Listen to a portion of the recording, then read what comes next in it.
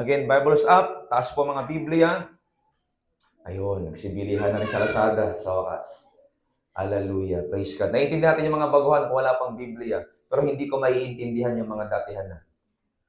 Sapagkat matatagal na kayo, nagsiugat na kayo dito sa upuan, bakit wala pa kayong Biblia? Amen? Amen? Taas ang kamay sa mga datihan ng mananampalataya, may mga Biblia na mga kapatid. Praise God. Ang iba wala pa ata. Praise God. Even yung people, mga nanay tatay, ako po'y namamanik sa inyo, bilhan nyo sila ng Biblia. Kung wala silang pambili, bigyan nyo sila ng pambili, mga kapatid. Kung kaya nyo silang bilhan ng damit, bilhan sila ng Bible. Kung damit kailangan nila, mas kailangan po nila ang Bible, mga kapatid. Amen. Hallelujah. Mark chapter 5, verse 21 to 29, mga kapatid. Marcos 5, talatang 21 hanggang 29. Praise God. Dalangin ko sa Panginoon na muli tayong bigyan ng Diyos ng isang bagong mensahe.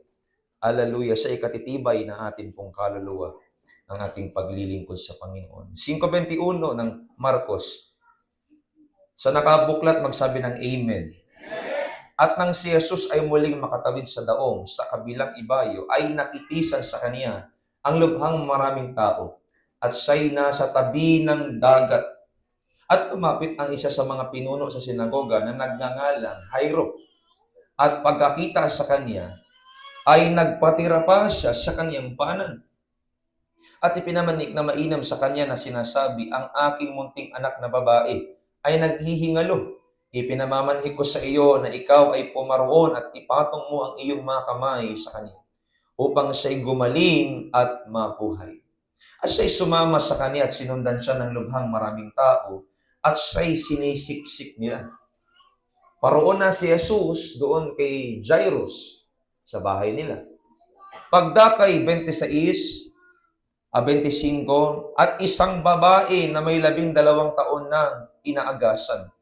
At siya'y napahirapan ng maraming bagay ng mga nanggagamot. At nagugulan niya ang lahat niyang tinatangkilik at hindi gumaling ng kauntiman, kundi bagkus pang lumulubha siya. Sapagkat naniniwala tayong lahat na si Jesucristo lamang ang kailangan ng tao. Mapunta man siya sa iba, magpagamot man siya sa iba, kung hindi ipahihintulot ng Diyos at kung wala ang kapangyarihan ng Diyos, wala itong halaga at wala itong magagawa. Verse 27, nang pagkarinig niya ng mga bagay tungkol kay Jesus, ay lumapit siya sa karamihan sa likuran niya at hinipo ang kanyang damit.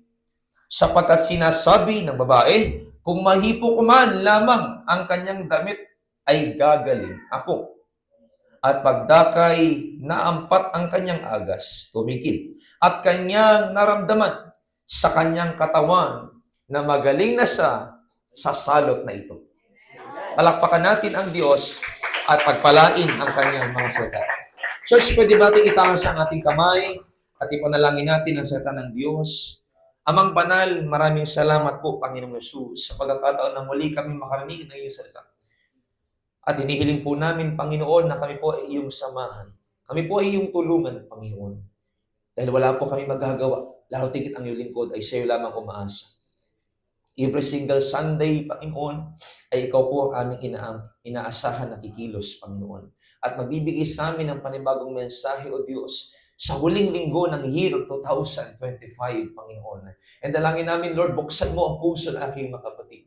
Dalangin ko ang biblical conviction, Ama. Hallelujah, habang ako po'y nagsasalita, malaya kang magtuwid, malaya kang magturo, malaya kang magpaunawa, malaya kang magpalakas ng mga nangihina, malaya kang magbigay ng tabang sa mga natatakot, magbigay ka ng kalakasan sa mga nalulugmok at nawawalan ng pag-asa. Panginoon, salamat po. Patuloy mong katagpuin ang aking mga kapatid, paguhan man o datihan sa pananampalataya. At ikaw po ang inaasahan namin kikilos at magbibigay ng revival na magre-resulta ng transformation sa buhay namin, pagbabago sa amin pong gawin, kilos at pag-iisip, Panginoon. Kaya salamat po, Ama ng marami, pinupuri ka namin at salamatan sa iyong dakilat makapangyarihang pangalan, Panginoong Jesus, na makapangyarihan sa lahat.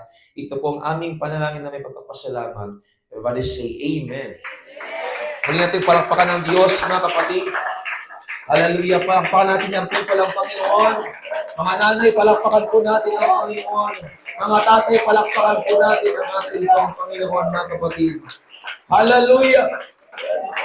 Again, maraming salamat sa mga magulang sa suporta po nila kahapon sa kanilang mga anak. And salamat po, nag-enjoy naman po sila kahit wala pong premyo yung iba. Kahit hindi po nabunot doon sa grand draw or sa raffle draw, mga kapatid, ay salamat pa rin sa kanilang mga presensya. Especially sa youth president ng ating church, Brother Harley, maraming salamat, Pres. Hallelujah. At sa mga ginamit ng Panginoong kahapon, sa mga nag-drive, maraming salamat sa inyong buhay. Until next event, magkita-kita tayo lahat, mga kapatid. Hallelujah. Pwede ba sabihin natin sa ating katabi, pamagat ng ating mensahe? Simple lang ito, mga kapatid. Magtitiis hanggang wakas. Hallelujah. Again, with conviction, with love, with humility, sabihin natin sa Kanya, kapatid, magtitiis tayo hanggang wakas. Alam mo man yung kanyang problema o hindi, sabihin mo lang sa Kanya, magtitiis hanggang wakas. Oh, hallelujah. Thank you, Jesus. Oh, hallelujah.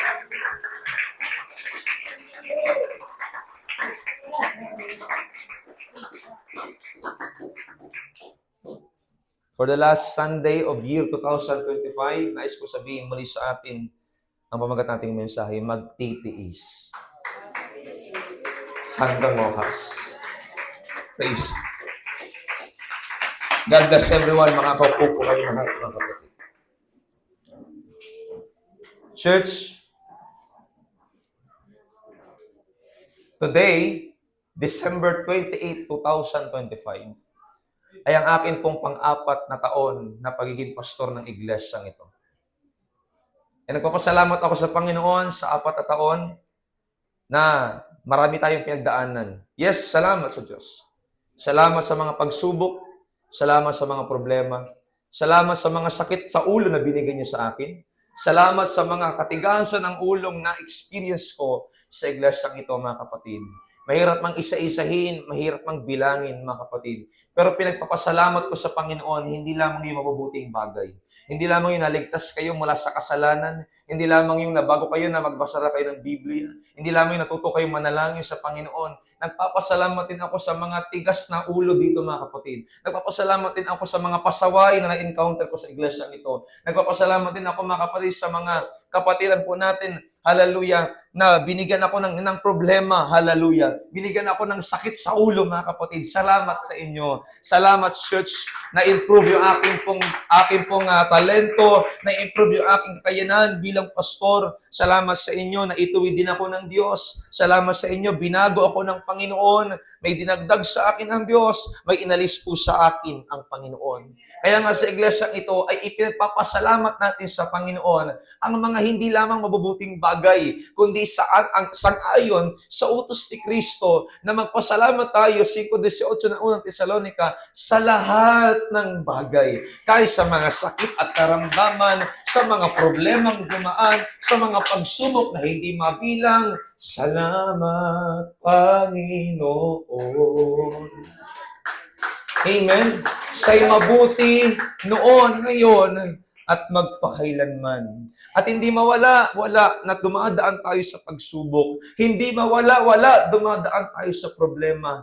Nagpapatuloy man o hindi, nagtatapat man o hindi siya exempted sa pagsubok. Maaga man pumunta sa church o hindi siya exempted sa pagsubok. Ginagamit man o hindi pa sa gawain ng Diyos, hindi exempted sa pagsubok sa iglesyang ito. Lahat tayo sinubok, lahat tayo ay sinusubok sa atin pong pananampalataya. Kaya nga, salamat sa Diyos sa mga pagsubok na dumaan sa buhay natin, sapagkat yung mga pagsubok na ito, nag-attract ng kaluluwa. Kung talagang binubugbog tayo ng Diyos, kung talagang gusto tayong saktan lang ng Panginoon, dapat walang maniniwala sa panawagan ng Diyos sa iglesia ito. Come on. Dapat walang sasana sa atin kapag nagbabahagi tayo ng gawa ng salita ng Diyos, kapag nagkakandak tayo ng gawain ng Diyos, dapat walang naniniwala sa atin. Ngayon, dumadaan ng pagsubok, dumadaan ng problema, hindi perfecto ang iglesia. Pero bakit? Tila ba meron pagkapangyarihan ng Diyos na ibinibigay sa mga tao? And that All the glory belongs to Jesus Christ. Sa Kanya lamang ang pagpupuri at pagpapasalamat. Amen. Salamat sa Panginoon. Salamat sa mga umiyak from music team. Salamat sa mga minasama ang discipleship. Salamat sa mga minasama ang discipline sa iglesyang ito. Salamat sa inyo, mga kapatid. Hallelujah. Pagpalain kayo ng Diyos. Samahan kayo ng Panginoon, mga kapatid. Hallelujah. Sa iglesyang ito, mga kapatid. At anuman ang atin pang pagdadaanan sa iglesyang ito, manatili nawa tayo naglilingkod sa atin pong Panginoon, mga kapatid. Manatili tayo sa pagtawag ng Diyos, like sa buhay natin, mga kapatid. Amen? Padayon, sabi nga ng Bisaya, mga kapatid, magpatuloy po tayo. Ito yung huling linggo ng 2025. At kung pagdating ng bagong taon, ay may pagsubok na naman tayong pagdadaanan na alam ko namang talagang mangyayari. Hindi nga lang natin alam kung sino at saan na naman. Amen? Church, huwag niyo kong iwan ngayong tanghali na ito, ha? Praise God. If you feel convicted, just say, praise the Lord. Just say, akin yan, hindi sa katabi ko. Amen? Kundi, akin po ang bagay niya. At kung may pagdaanan pa man tayo, mga kapatid, sa iglesyang ito, hallelujah, dalangin natin sa Panginoon na tayo po ay magpatuloy. Na parang kagaya ni Jairus sa Mark chapter 5, at kagaya ng bleeding woman, tawagin lang natin kasi kung inaagasan, masyadong brutal. Bleeding woman, na 12 years na pong, hallelujah, inaagasan ng dugo. Just imagine 12 years, 12 taon po siyang naghihirap. 12 taon po siyang nagdurusa. 12 taon din po siyang hinuhusgahan ng komunidad. Amen? At kung kagaya tayo ni Jairus na meron tayong agarang pangailangan sa Panginoon kasi yung mahal natin sa buhay ay nag-aagaw buhay, tapos may biglang sisingit na babae na nangangailangan din ng tulong, nangangailangan din ng himala ng milagro, mga kapatid. Dalangin natin sa Panginoon na tayo po ay magpatuloy pa rin. Bakit? Hindi aksidenteng dinelay ng Diyos pansamantala yung prayer request ni Jairus. Hindi aksidente, mga kapatid, o hindi nagkataon lamang, mga kapatid, na talagang hindi muna tumuloy ang Panginoong Yesus kay Jairus. Kundi meron siyang gustong ipaunawa sa kanya. Kung mamatay ang kamag-anak mo, kung mawala siya ng buhay, ako ang buhay at ang pagkabuhay. Sabi niya kay Martha, sa John chapter 11 verse 25, Martha, ako ang buhay at ang muling pagkabuhay. Sinamang sumampalataya sa akin, bagaman siya'y mamatay, ay muli pong mabuhay. Yes, bilang tao, mahirap nang makasaksi ng isang patay at muling mabubuhay. Pero kung merong isang patay na kalagayan sa ating buhay, yet ang Diyos ay may kakayanang buhayin at bigyan ng lakas. Ang bagay na ito, may patay man na relasyon, kayang buhayin ng Diyos. May patay mang pag-asa, kayang buhayin ng Diyos. May patay mang pananampalataya, kayang buhayin ng ating pong Panginoon. Dahil siya ang Diyos na makapangyarihan sa lahat. Kaya kung maiintindihan po natin, na alam po, nauunawaan po ng iilan sa atin, mga kapatid, na kung mayroong kapangyarihan sa pagtitiis.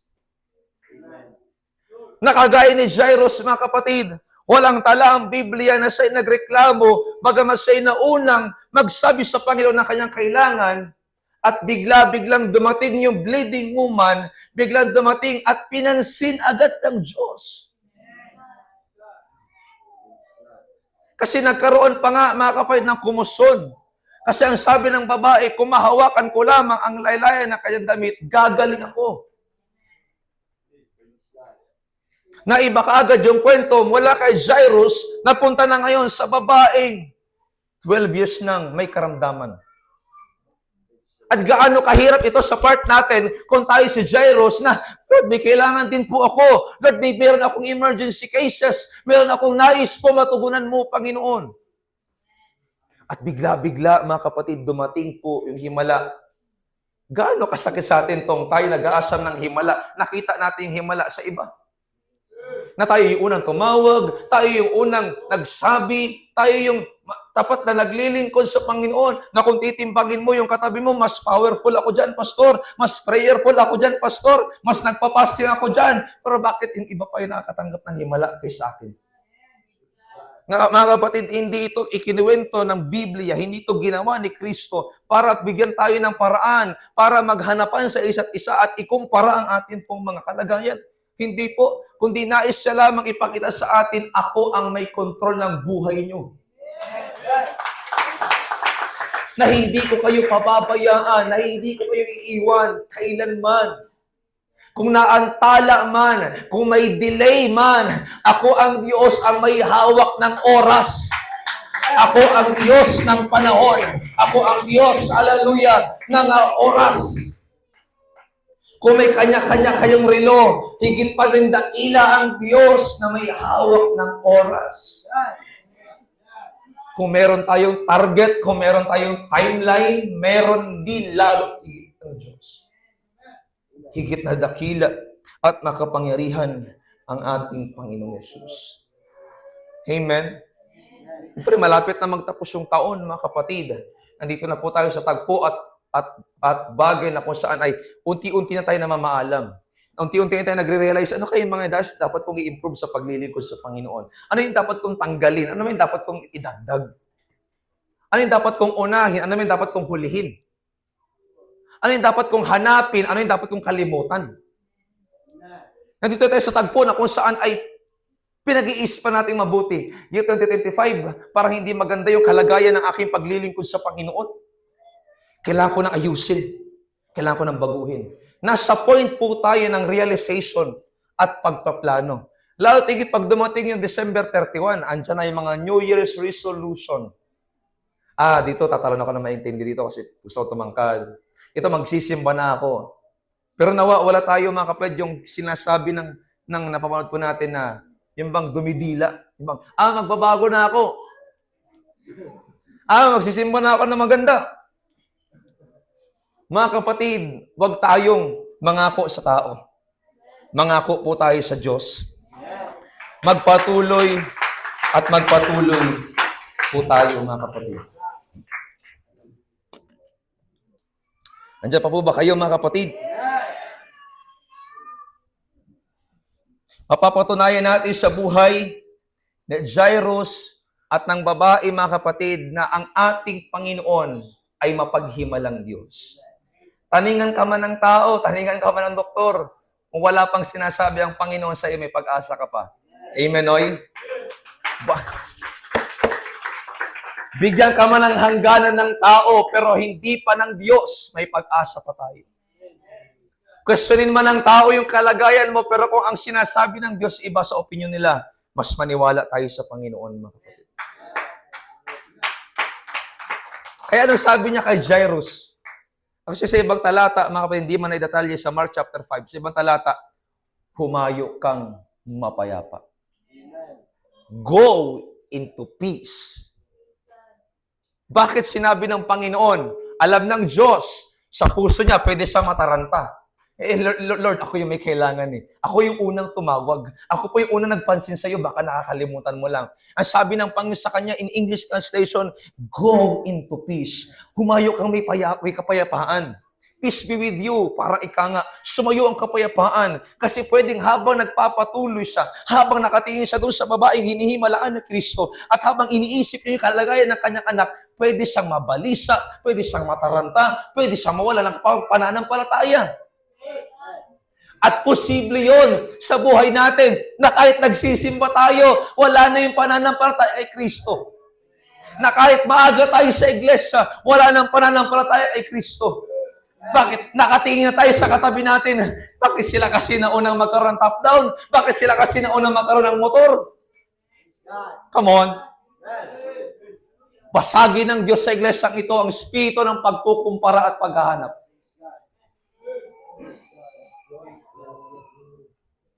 Sorry, church, but I want to rebuke you, to correct you, mga kapatid. Kung dumating yung blessing sa kanila, darating din sa'yo.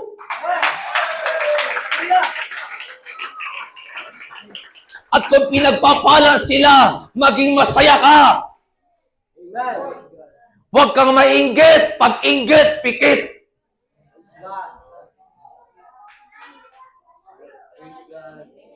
Pag inggit, pikit. Pag sinabing inggit, pikit, term ng sanlibutan, pero gayahin natin, pag inggit, pikit, manalangin, Lord, ako na yung next. Oh, kanda ba? Lord, malapit ka lang. Yung kapitbahay ko yung pinagpala mo yun. Next, ako naman. Sabi mo sa katabi mo, pag inggit, pikit. Woo! Come on. Come on, church. Oh, diba?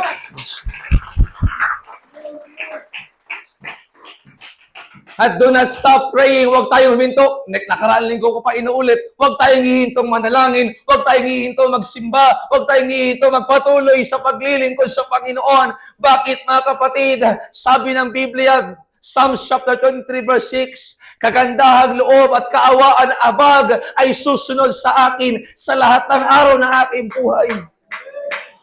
Bakit? Kasi sabi ng 23 verse 1 ng awit, si Yahweh ang aking pastol, hindi ako mangangailangan. Hindi ako magkukulang. Amen? Kahit hirap ka man sa paglilingkod sa Panginoon, kahit dumadaan ka man sa pagsubok sa ating Panginoon, to the point na parang gumagapang ka na kagaya ng isang babae, lumapit ka pa rin sa Panginoon. Lumapit pa rin tayo sa Panginoon. Nakakatuwang isipin, kasi yung sinabi niya, mahawakan ko lang yung laylayan ng damit ni Kristo, gagaling ako. Alam niyo ba, mga kapatid, hindi po yan isang pamahiin. Sa kanilang tradisyon bilang mga Hudyo, mga kapatid, talagang ang mga lalaki, nakasulat yan sa Numbers bilang chapter 15, verse 38 to 39, inutusan ng Panginoon ang kanyang bayan na ang mga lalaking Hudyo ay dapat maglagay ng mga parang terintas. Kung tawagin nila sa wikang Hebreo, zit-zit. T-Z-I-T, Z-I-T, parang zit-zit. Nakabalabal po sila ay sa baba, sa apat na sulok ng kanila pong balabal, lalagyan po nila ng palawit. Sumisimbolo ito sa pagtupad ng utos ng Diyos bilang mga kanyang bayan. Amen? So, kunting Bible study lang yan, mga kapatid. At alam niyo po ba, na sa panahon ng ating Panginoong Hesus bilang isang guro at masunuring Hudyo, ay sa pag-aaral, mga kapatid, yung kanyang balabal ay meron ding mga palawit.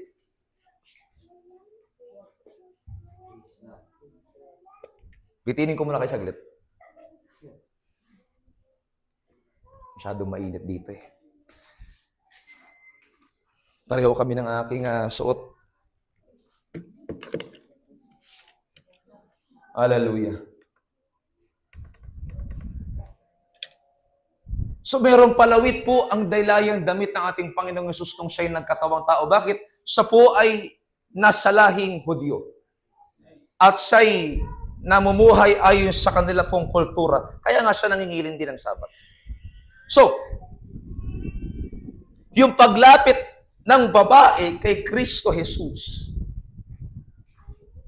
kasi merong hula si Propeta Malakias sa 4:2 na sinasabi sa mababaw na salin, mayroong pagpapagaling sa kaniyang mga pakpak.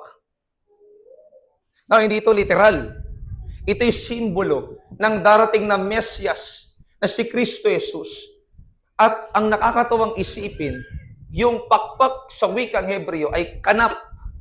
Ibig sabihin, balabal. Na may pagpapagaling sa kanyang balabal. Darating daw ang Mesyas, ang ipinangako sa kanila, at may pagpapagaling sa kanyang balabal. Kaya nung hawakan ng babae, kaya nung hawakan, mga kapatid, ng bleeding woman, mayroong bisa. At igit sa lahat, yung kanyang paglapit ay pagpapakita na ang isang banal na taong matuwid na si Kristo Jesus ay may taglay na kapangyarihan ng Diyos. Kaya yung kanyang paglapit, hindi po kagaya ng ginagawa ng ating mga kababayan sa Metro Manila, sa Quiapo, na pumipila sa Nazareno para hipuin. That's not biblical.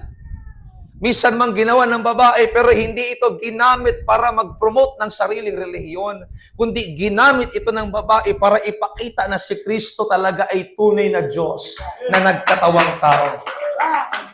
At mayroong kapangyarihan ang ating Panginoong Jesucristo.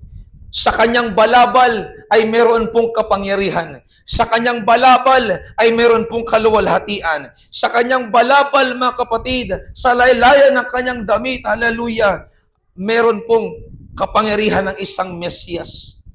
Na ang karamdamang ito na sinasabi ng Biblia, na iniluhod, iginapang ng babae, mga kapatid, ay pagpapakita ng matibay na pananampalataya na si Jesus ang Mesiyas at siyang Diyos na makapangyarihan.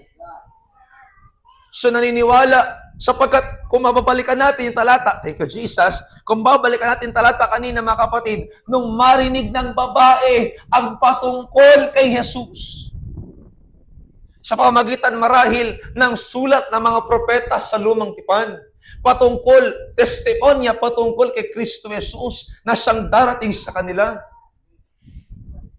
nagkaroon siya ng kaisipan sa kanyang isipan. Nagkaroon siya ng batayan sa kanyang puso. Ito yung Mesiyas. Ito yung Diyos na paririto sa amin. Kaya para sa kanya, mahawakan ko lang yung laylayan ng kanyang damit. Gagaling ako. Hindi na yan pwedeng gawin sa panahon natin ngayon sapagkat hindi po yan biblical. Diyos lang ang nakagawa at makakagawa. Walang sinamang taong dapat mag-aangkin na kung itong panyo na ito ay ipapahid ko sa inyo, gagaling ka. That's not biblical. Meron akong shared post yan, mga kapatid. Merong isang minister na kung saan isinasali niya yung anointing niya doon sa isang tao, mga kapatid. At pag sabi niya ang isa, dalawa, tatlo, ipapasa na sa iyo ang anointing ng isa yung tao, mga kapatid, at nag-speak in tongues din naman, but that's not a biblical. Ang anointing hindi nanggagaling sa panyo. Ang anointing hindi nanggagaling sa balabal. Hindi nanggagaling sa ating kagamitan. Nanggagaling kay Kristo Jesus. Pero walang gagamiting sangkapan. Walang gagamiting materyales. Hallelujah. Through prayer, ipagkakaloob ng Diyos ang anointing sa kanyang bayan. Ipagkakaloob ng Diyos yung anointing sa kanyang mga anak. Ipagkakaloob ng Diyos yung anointing sa kanyang mga lingkod, mga kapatid. And ye shall receive power after that the Holy Ghost had come upon thee. Kayo'y magiging mga saksi ko pagbabasa inyo ng Espiritu Santo, when we speak in tongues, when we prophesying about God, dumating sa atin ang kapangyarihan ni Kristo Jesus.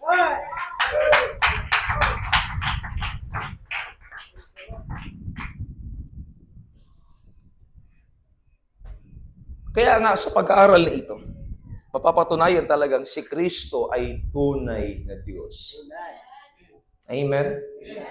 Hindi siya tao lang, hindi siya isang propeta lang, siya ang tunay at nag-iisang Diyos, kagaya na pinag-aaral namin sa pension, ito mga nakaraan. Siya ang nag-iisa at tunay na Diyos na nagkatawang tao. Amen, church? Palakpakan natin ang Panginoon. Hallelujah. Ginawa niya, lumapit siya sa Diyos.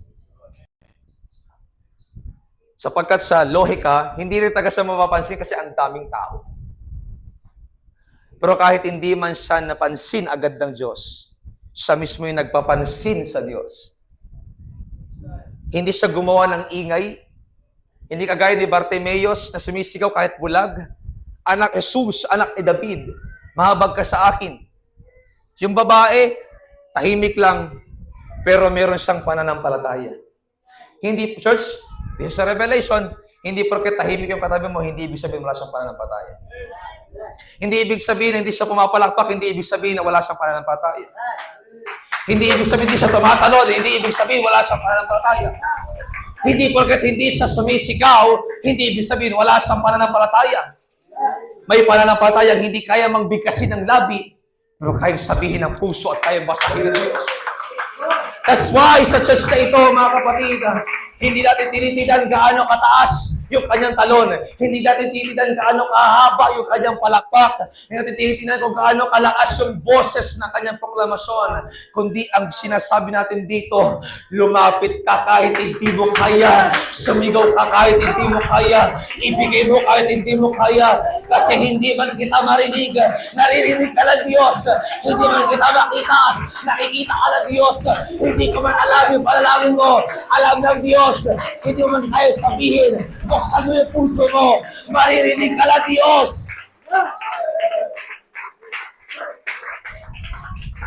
Maririnig ka ng Diyos. At alam nyo ba, sa panahon po nila, kapag inaagasan ka ng dugo, marumi ka sa kanilang paningin. Pero tingnan mo mga kapatid, yung maruming babae, humawak sa malinis na balabal ni Kristo. Yung marumi, luminis. Para ba kanayas? Kasi hindi pinag-uusapan sa panahon ni Kristo Jesus kung marumi ka ang tao, marumi ang nakaraan mo, marumi yung pinanggalingan mo. Si Jesus ay naghahanap ng maruming tao para linisin. That's why, hindi natin kinakailangan magpanggap, hindi natin kinakailangan magsabi, Panginoon, ako po'y marumi, hindi ako karapat-dapat. Mali yan. Yan nga ang nararapat. Yung kahit marumi ka, yung kahit meron kang pagtutungi sa nakaraan, tinatanggap at inaanyayahan ka ni Kristo. Hindi sa pinansin, hindi dahil marami sa tao, hindi lang sa napansin, pero alam ng Diyos, may lalapit sa akin na isang babae, may lalapit sa akin na hihingi ng tulong, may lalapit sa akin para magbigay ng papuri, ng pagsamba, mayroong lalapit sa akin na nangangailangan. At bagamat sinabi niya, sino yung humipo sa akin? Who touched my robe? Pero alam niyo yung kwento, hindi siya nagalit. Nanginig yung babae. Nanginig yung babae. Parang mali ata yung ginawa ko. Parang hindi tama yung ginawa ko. Parang kawalan ito ng kapurmahan sa Diyos. Pero nung malaman ng Diyos, sabi niya, babae, pinagaling ka ng iyong pananampalataya.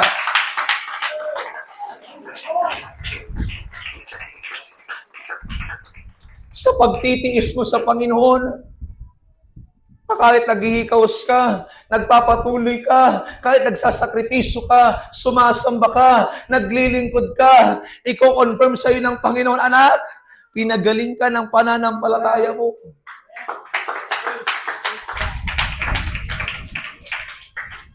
Hindi siya nilapitan ng Diyos para pagalitan.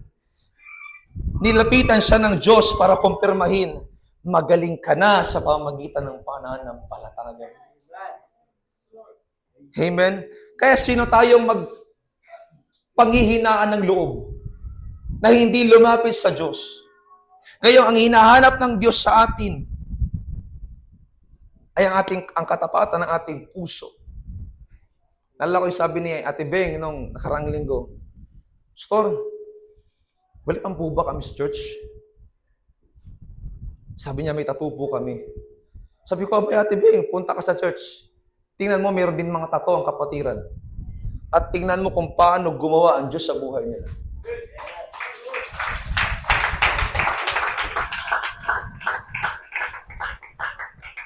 Nakadamit lang kami, pero marami rin kaming tattoo sa katawan. Kaya nga, hindi hinahanap ng Diyos. Mga kapatid, yung mapagpanggap. Ang hinahanap ng Diyos, yung handaang tumanggap. Yung kahit pag ito yung kalagayan niya, magbibigay ng interes sa Panginoon, kahit ito yung kalagayan niya, magbibigay ng pagsamba sa Diyos, kahit ito yung kalagayan niya, magbibigay ng lugod sa Panginoon, yan yung hinahanap niya. Mas gusto pa nga ng Diyos, come on, church, mas gusto pa nga ng Diyos yung maraming tato pero willing lumapit. Kesa naman walang tato pero ayaw maglingkod. Yung feeling malinis, yan ang ayaw ng Diyos. Pero yung marami yung katawan, marami yung pagkatao, marami yung nakaraan, pero gustong maglingkod, gustong lumapit, yan ang gusto niya. Kasi kay Kristo, yung marami, lumilinis.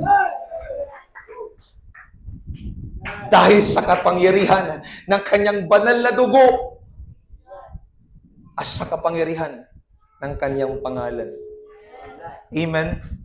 Church, nadungisan man tayo ng nakaraan, nadungisan man tayo ng mga problema at pagsubok, hallelujah, na pwedeng naging bahid sa atin para magkasala sa harapan ng Diyos. Huwag kang huminto na lumapit sa Panginoon at hingin ang awa at habag ng atin pong Panginoon. Amen? Magpatuloy ka pa rin. Maglingkod ka pa rin. Sumamba ka pa rin. Bakit? Dahil maririnig ka ng Diyos. Kung bubuksan mo ang iyong puso, kung bubuksan mo ang iyong isipan, maririnig mo ang pagtawag sa iyo ng ating Panginoon.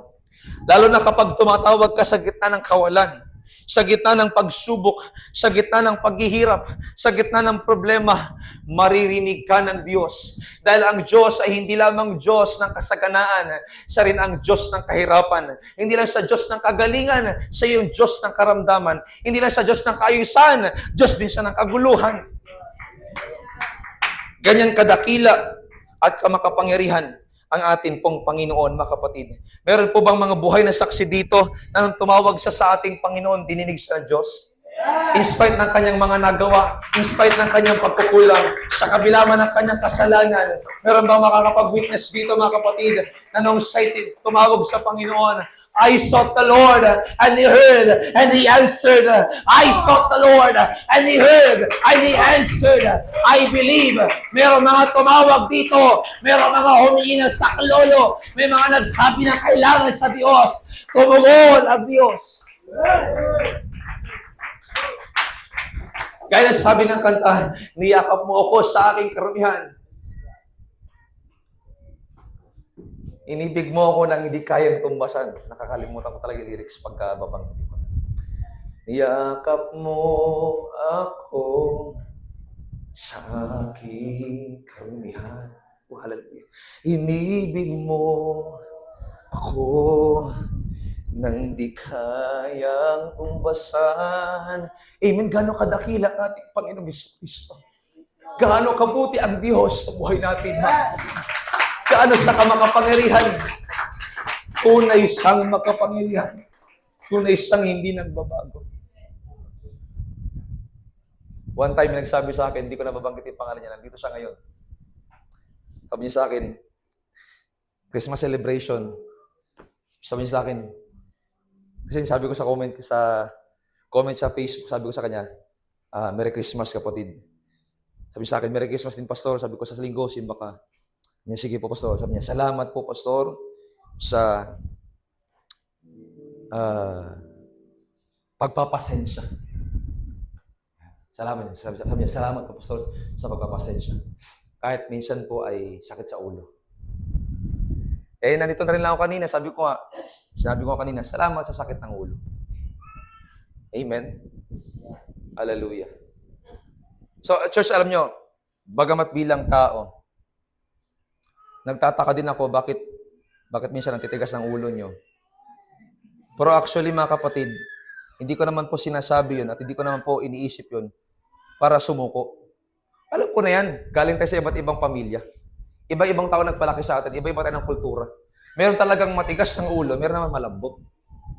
Amen? Meron talagang tao masunurin, meron talagang taong tigas borot. Amen? Pero ganun pa man, salamat sa Panginoon sa kanyang kapangyarihan. Alam kong siya ang nagtulong sa inyo para baguhin kayo.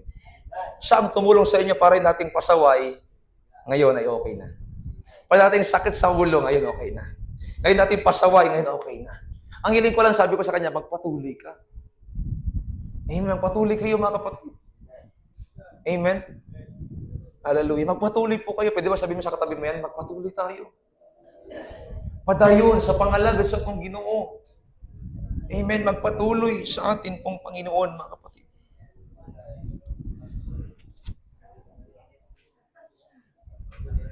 Ikaw na nagtitiis na dumalo. Ikaw na nagtitiis na pananalangin. Ikaw na nagtitiis ng pag-aayuno. Ikaw na nagtitiis ng paglilingkod sa Panginoon, mga kapatid. Huwag kang sumuko at huwag kang huminto hanggang abutin mo ang pangako ng Diyos. Huwag kang huminto. Tatandaan mo palagi, hindi nagtatapos ang buhay sa sitwasyon ng buhay. Tandaan mo, hindi ang buhay mo ay hindi mo na buhay. Pumasok na sa iyo si Kristo Jesus. Siya ang buhay mo, siya ang katotohanan mo, at siya ang daan ng buhay mo.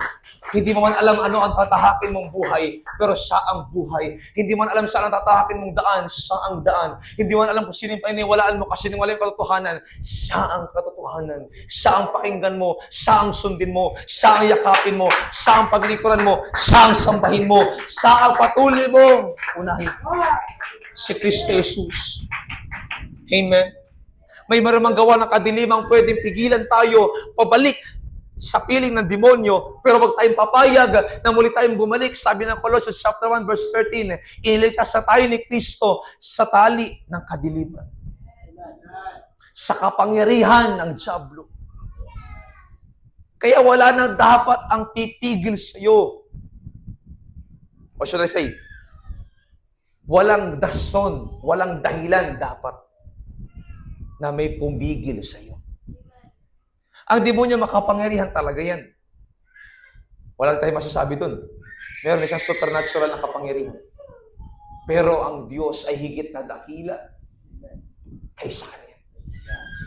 Kaya dapat sa buhay ng Kristiyano, hindi na po nagtatagumpay ang gawa ng kadiliman. At panghawakan mo na hindi ka magagapi ng kadiliman. Kaya sabi ng Panginoon sa Ephesians chapter 6, isakbat ninyo ang sandatang ipinagkaloob sa inyo ni Kristo Jesus upang kayo makatagal sa araw na masasama. Doon sa word na upang makatagal. Talagang ang layunin ng Diyos, mga kapatid, magtiis po tayo. Ang layunin ng Diyos ay magpatuloy tayo sa kabila ng pagsubok, sa kabila ng problema. Na tayo ay magpatuloy sa pananalangin, sa pagdalos sa gawain, sa pag-iibanghelyo, sa paglilingkod natin sa Panginoon. Hatigit sa papasok na ito na taon na 2026. As sa next Sunday natin ay January 3 na po. January 4. Malapit na. Kailan tayo magbabago? Bukas? Kailan tayo magbabago, mga kapatid? Nawa, ipaayos na natin sa Panginoon, mga kapatid. New Year man o hindi. Kasi kung gugustuhin mo lang magbago ito yung New Year o bagong taon, nagkakamali ka, kaibigan. Nagkakamali ka, kapatid. Ibig sabihin pala yung pagbabago mo, nakasalaya lang sa taon. So pag hindi na New Year, babalik ka na naman. Ganun ba yon? Wag. Magbago tayo kasi yun ang gusto ng Diyos. Hindi yun ang sinasabi ng panahon. Hindi porket bagong taon, dun ka lang magbabago. Nagpalit lang ng taon. Amen? Pero wag mong iayon dun yung desisyon mo. Magpatuloy ka hanggang dumating ang Panginoon. Magbago ka hanggang dumating ang Panginoon. Maglingkod ka hanggang dumating ang Panginoon. Magtiis ka hanggang dumating ang ating Panginoon. Amen? Kahit may persa ng kadiliman, mga kapatid, ang demonyo ay demonyo talaga. Pero higit na dakila at makapangyarihan ang ating Panginoong Jesucristo. Palakpakan natin ang Panginoon. Kaya sa Acts chapter 5, nung si Pedro ay hulihin ng Imperyong Romano sa pangaral po nila, sapagkat hayag na sa kanilang marami nang tumatanggap at marami nang napapaniwala itong mga taong ito kay Jesus Christ. Naakusado ng ang akusasyon ng mga Saduceo at Eskriba, itong si Jesus ay tao at propeta lamang. Pero dahil sa pangaral ng mga apostol, mga kapatid, maraming na-convert. At para mapigilan po yung mga alagad, hinuli nila yung leader, si Apostol Pedro. Pero sabi na Acts chapter 5, nung nalaman ng mga kapatiran na si Pedro ay nakakulong at hinuli, ang ginawa nila, sila ay maningas na nanalangin sa Panginoon. At habang sila nagkakatipon, ay dumating sa kanila ang presensya ng Diyos. Dumating sa kanila ang kapangyarihan ni Kristo. Dumating sa kanila yung kapayapaan. Dumating sa kanila yung kagalakan. Kaya doon natin nakuha yun, mga kapatid. Na kapag may problema yung kapatiran, manalangin tayo. Kapag may problema yung kapatiran, sige, mag-pray and fasting tayo dahil hindi natin ito kaya. Kailangan natin ang kapangyarihan ng Diyos. At nung manalangin yung bayan, manalangin yung kanilang mga kapatiran, yung early church, imbis na panghinaan sila ng loob, lalo pa silang nagkaroon ng dedikasyon at ng lakas para mangaral. Kasi naniniwala tayo, mga kapatid, hindi tatapusin ng problema ang ating paglilingkod. Naniniwala din tayong hindi pababagsakin ng problema ang ating dedikasyon. Hanggat nariyan ang presensya ng Diyos, hanggat may nananalangin, hanggat may nag-aayuno, hanggat may lumalapit sa Panginoon, hanggat mayroong naglilingkod sa Kanya, tataloy ang presensya ng Diyos. Amen? Hanggat may tatawag sa Diyos, re-responde ang Diyos. Hanggat may kikilalang si Kristo ay tunay na Diyos sa lugar na ito, re-responde ang Diyos, mga kapatid. Makikinig ang Panginoon. Tutugon ang Panginoon. Kikilos ang Panginoon. Kung mayroong manihingas na mananalangin, kung mayroong magpapatuloy sa paglilingkod sa ating Panginoon, mga kapatid, naniniwala po tayong hallelujah, na ang mga pangyayari sa buhay ay hindi po katapusan ng ating buhay at paglilingkod, kundi pasimula ng ating pong patuloy na paglilingkod sa Panginoon. Kung gusto nyong lalo tayong umalab sa paglilingkod sa Panginoon, gawin nating pundasyon si Kristo. Sad to say, church, hindi po pastor ang nagpapalakas ng iglesia. Hindi po instrument at musician. Hindi po kapatiran, kundi si Kristo Jesus. Kaya mga kapatiran naming baguhan at mga datihan, papauna ko na pong sabihin sa inyo, mga kapatid, na hindi po kami ang magpapatibay ng inyong pananampalataya. Gagamitin lang kami. Kasangkapan lang tayo. Kasangkapan lang ako bilang pastor. Pero si Kristo dapat ang maging pundasyon po ninyo. Ano sabi ng Panginoon sa Matthew chapter 7, talinhaga? May dalawa na tayo ng bahay. Yung isa sa bato, ang isa naman sa buhangin. Dumating ang unos, yung nagtayo ng bahay sa buhanginan, natibag. Yung nagtayo naman ng bahay sa bato, kahit anong unos, hindi po natinag. Picture o larawan na kung ating pananampalataya ay isesentro natin, ibabatay natin kay Kristo Jesus, hindi ka kayang ugain. Amen? Hindi ka kayang patibagin. Hindi ka kayang alisin sa pwesto. Bakit? Kasi hindi ka lang humahawak kay Kristo, hinahawakan ka ng Diyos. Amen? The Lord is my light, Psalms 27. The Lord is my light and my salvation. Whom shall I fear? Ang Diyos ang aking liwanag. Kanino ako matakot? Sabi mo sa katabi, matakot lang tayo kay Kristo. Kung ang layunin ng kaaway, ibagsak ka sa problemang yan. Kung ang kalayunin ng kaaway, ibagsak ka sa karamdamang yan. Kung ang layunin ng kaaway, palugputin ka sa problemang yan. Kung ang layunin ng kaaway, ibagsak ka gamit yung suliranin yung mag-asawa. Now, church, mangusap ka sa demonyo, mag-review ka, sabi mo sa kanyang, hindi ka magtatagumpay. Kung ang layunin ng mga bagay na yan ay pahinahin ang pananampalataya mo, pahinahin yung connection mo sa Panginoon, magsalita ka by the powerful name of Jesus Christ, sa ngalan ni Kristo Jesus. Hindi mo ako magagapi, hindi mo kami matatalo, hindi mo kami matitinag, hindi mo kami matitibag. As for me and my house, we will serve the Lord. 24:59, Joshua, saga ng akin at ang aking buong sambahayan, maglilingkod kami kay Kristo. Amen.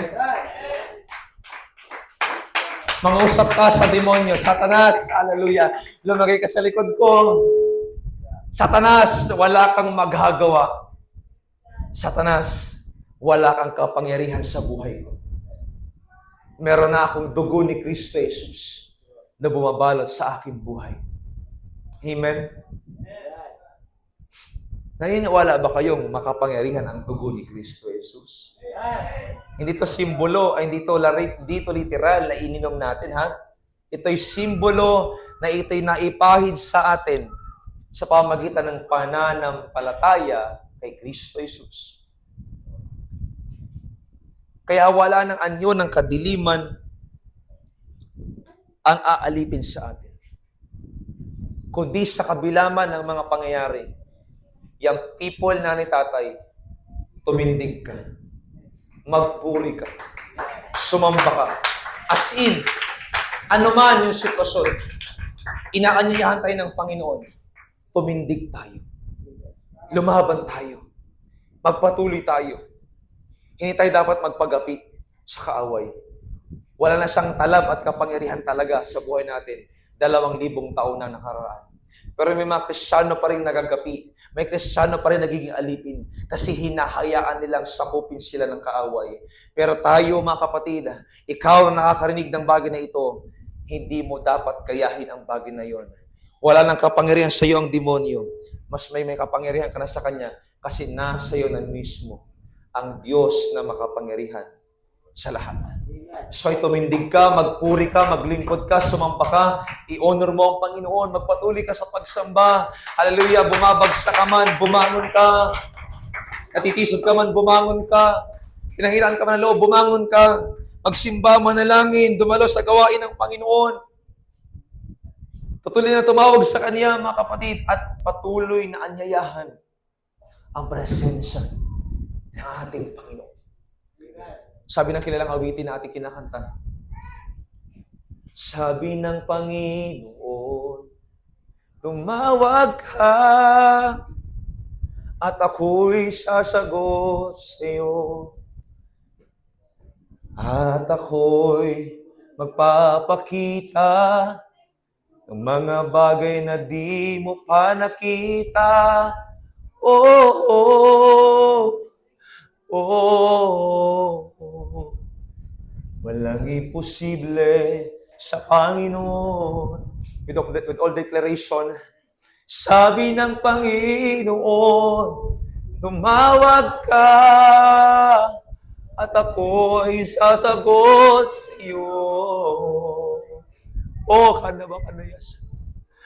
At ako'y magpapakita ng mga bagay na di mo pa nakita.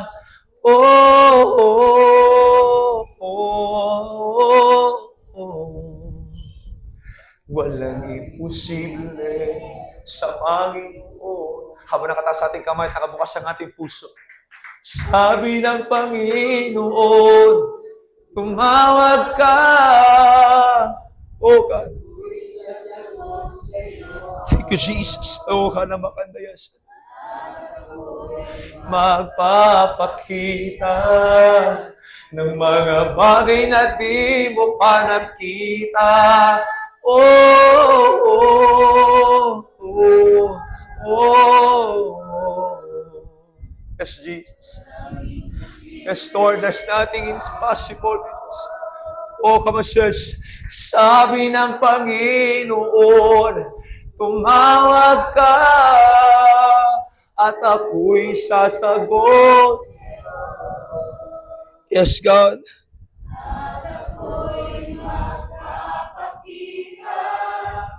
Thank you for your presence, Lord. Oh, oh, oh. Yeah. Imposible sa'yo. Sabi ng Panginoon, kapag inaawit natin yung kanta na yan, at meron tayong problema, meron tayong pagsubok na pinagdadaanan, it can relieve the pain. It can strengthen our souls. Oh God, it can produce revival. Oh, oh, oh. Yes, come on, concentrate lang. Imposible. Sabi ng Panginoon, pag inaawit natin ito, mga kapatid, Ramdam natin yung pagyakap ng Diyos. Ramdam natin yung presensya ng Panginoon. Ramdam natin na may nakakaintindi sa atin. Ramdam natin may kapangyarihan ako. Yes, karabakanta yes. Oh, alam mo ko na yes.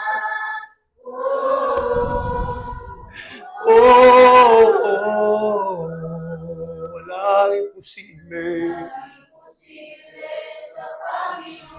For the last time, hallelujah. Sabi ng Panginoon,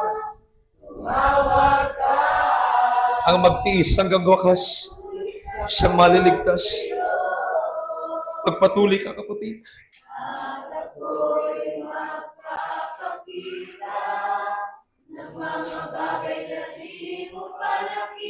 Yes.